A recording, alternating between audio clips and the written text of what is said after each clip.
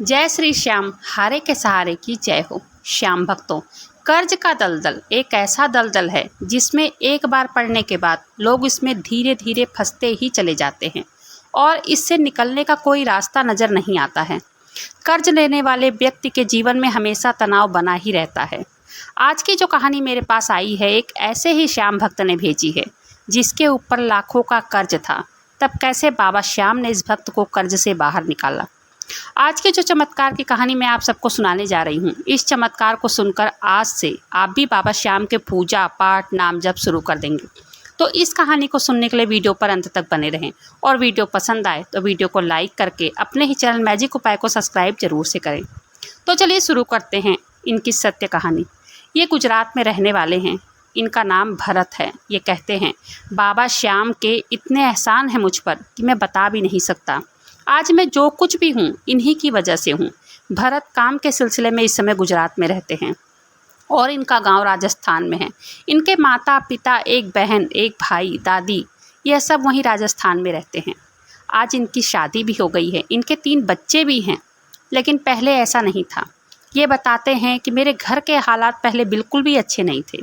कर्ज में डूब गए थे। कोई रास्ता नज़र नहीं आ रहा था कि करे तो क्या करें। 12वीं किया, आगे इन्हें कॉलेज करना था, लेकिन इनके पिताजी के पास इतने पैसे नहीं थे कि इन्हें कॉलेज करवा सके। इनकी बहन भाई दोनों अभी स्कूल में ही पढ़ रहे थे। इनके माता पिता खेती करते थे, गाय भैंस के दूध बेचते थे। कैसे कैसे करके इनके माता पिता ने आज अनाज बेचकर इन्हें कॉलेज करवाया। घर में एक एक करके चीज़ की परेशानियां हो रही थीं। ये कहते हैं कि जब तुम्हारे हाथ में पैसे होते हैं तब दोस्त, यार, रिश्तेदार सभी हालचाल पूछते हैं, और जब तुम्हारे पास एक पैसा ना हो तो तुम्हारा कोई हालचाल भी नहीं पूछेगा। सामने वाला सोचता है कहीं हमसे पैसा ना ये मांग ले। अगर तुम्हें सामने देखेंगे तब भी बिना बोले रास्ता काट कर चले जाते हैं। ये थोड़े चिड़चिड़े स्वभाव के हैं। इन्होंने जैसे तैसे करके अपना कॉलेज कंप्लीट किया। ऐसे ही समय बीत रहा था। कॉलेज कंप्लीट करने के बाद भी कहीं नौकरी नहीं मिल रही थी। तब इन्हीं के एक ताऊ का लड़का है जो गुजरात में ही किसी चीज़ की खुद की फैक्ट्री डाले हुए था।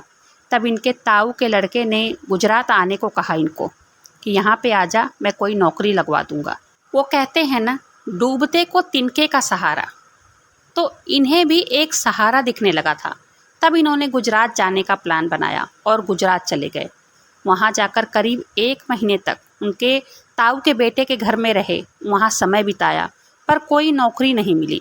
और उल्टा उनकी बीवी इन्हें ताना भी मारती कि बैठे बैठे खा रहे हैं, मैं नहीं खिला सकती। एक एक बार में 5-5 रोटियां खा ले जाता है, मेरे बस का नहीं है।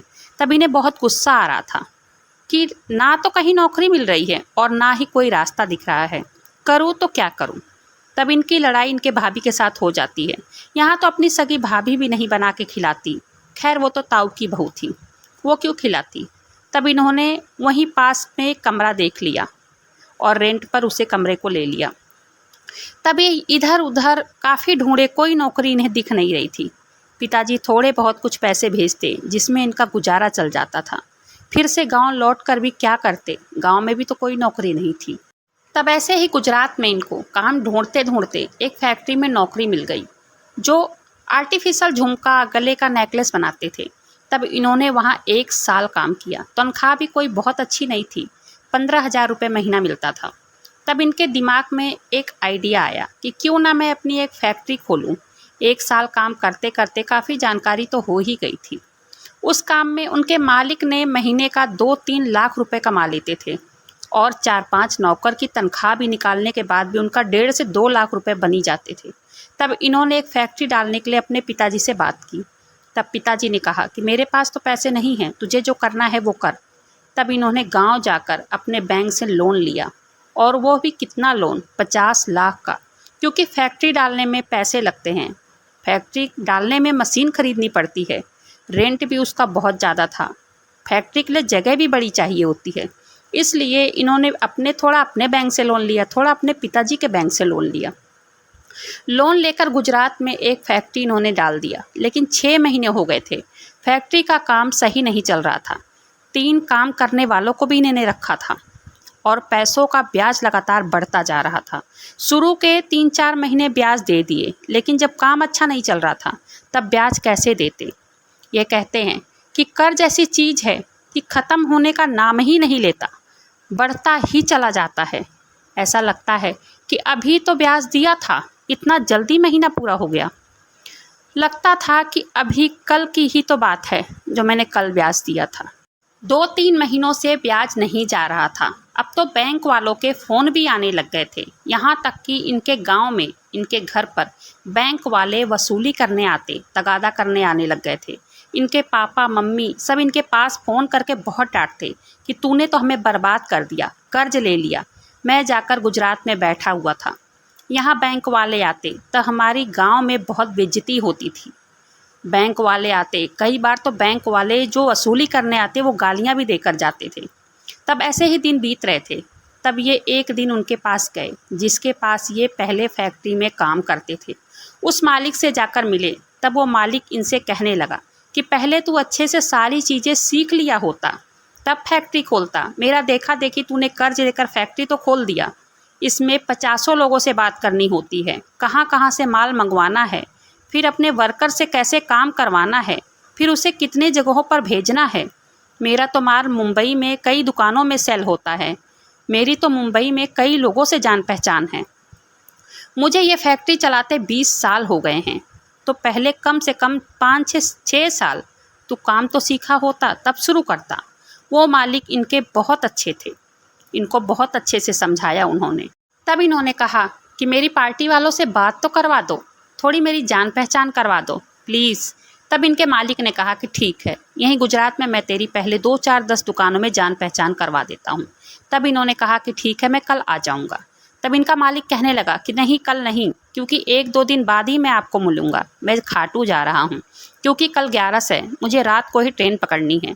तब ये कहने लगे कि कहाँ, इन्हें बाबा श्याम के बारे में पता नहीं था। ये कहने लगे कि कोई पार्टी वाला है क्या ये। तब इनके मालिक बहुत ज़ोर से हंसने लगे और कहे नहीं, ये तो मेरे भी सेठ हैं, इन्हीं की वजह से तो आज मैं यहाँ बैठा हूँ। तब ये कहने लगे कि कौन। तब इनके मालिक ने कहा कि ये तो हारे का सहारा हैं, इनके दरबार से कोई खाली हाथ नहीं लौटता है। जो भी इनके सच्चे मन से इनके दरबार में चला जाता है तब उसकी किस्मत चमक जाती है। ये कहने लगे कि सेठ जी, मैं भी बहुत मुसीबत में हूँ, मुझे भी ले चलिए। तब इनके सेठ कहने लगे कि ठीक है, मेरी तो एक ही टिकट है, तू मेरे साथ चल। टीटी कुछ पूछेगा तो उसे पैसे देकर टिकट बनवा लेंगे। तब इनसे कहने लगे उसके सेठ कि तू राजस्थान में रहता है और तुझे बाबा श्याम के बारे में नहीं पता, ऐसा कैसे हो सकता है। तब भरत जी ने कहा कि सच में सेठ जी, मैंने आज तक इनके बारे में सुना ही नहीं है। अब ये फटाफट अपने कमरे में गए, कपड़ा उपड़ा लेकर थोड़ा रास्ते के लिए खाना वाना बनाकर चल पड़े और रास्ते में अपने सेठ से कहने लगे कि सेठ जी, मैं पूरी सब्जी लाया हूँ, खाओगे? थोड़ा सा खा लीजिए। तब उनके सेठ कहने लगे कि नहीं, मेरा 11 का व्रत है, आज रात से ही मैं कुछ नहीं खाऊंगा। 12 बजे के बाद मेरा 11 का व्रत चालू हो जाता है और शाम के खाना खाने के बाद मैं कुछ नहीं खाता हूँ। घर से निकलने से पहले ही मैंने कुछ खा लिया था और मुंह साफ करके निकला हूँ, और कल बाबा श्याम के दर्शन करके तब मैं कुछ फल या कुछ व्रत की चीज़ जो भी है वो मैं खाऊंगा। इन्होंने भी खाना ढककर रख दिया, अकेले इनसे खाया नहीं गया। तब सुबह हुई और होटल पहुंचकर नहा धोकर, इनके सेठ के नाम से वहाँ एक होटल 11 के लिए कमरा हमेशा बुक रहता है, तब वहाँ नहा धोकर पहुँच जाते हैं।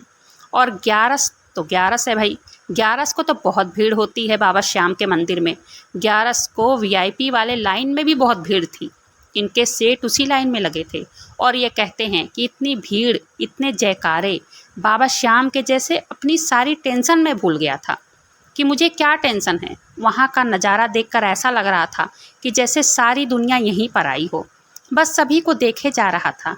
लाइन धीरे धीरे करके आगे बढ़ रही थी। मंदिर के अंदर प्रवेश करते ही ऐसा लग रहा था जैसे स्वर्ग में आ गए हों। और ये कहते हैं कि सच बताऊं, वहाँ बाबा श्याम के सामने पहुंचकर मैं कुछ भी नहीं मांग पाया।